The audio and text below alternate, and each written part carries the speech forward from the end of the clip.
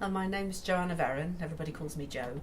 I'm Professor of Microbiology at Manchester Met and I'm an NTF, and I was made an NTF in 2011. The NTF award that I received, my main claim for that really was to get students working with science and art. So I got microbiology students to think about how art and literature could help better communicate science to other audiences, and also I think to help them to understand their own science a little bit better.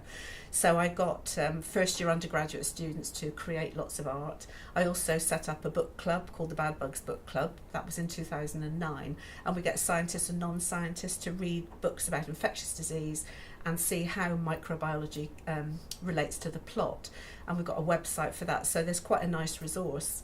So what I did after I got my NTF was I wanted to develop those sort of aspects of my work. And it was nice being part of the NTF network because I was involved in the production of a couple of books that several other NTFs wrote. So I wrote a chapter about my science and art work, and I'm actually just writing another chapter about the book club. So that's been a very nice link. The money, I got £10,000, and I spent some of that money taking my science and art activities to Cheltenham Science Festival.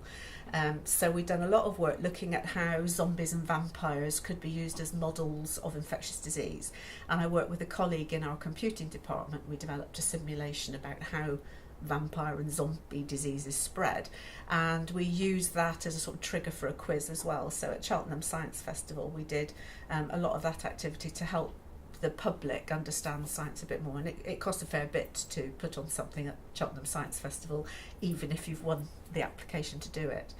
But the main part of my money I spent on enrolling on an MA in creative writing at our writing school, because I wanted to see how I could get my own writing skills improving. Obviously as a scientist you write very differently than somebody who is a sort of creative writer, so that's been a really interesting piece of work, and I think was money well spent.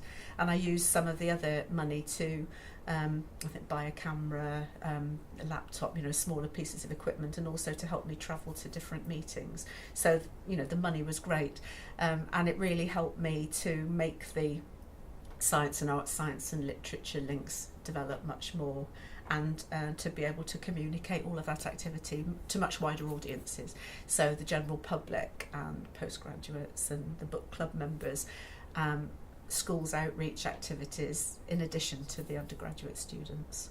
It's been great.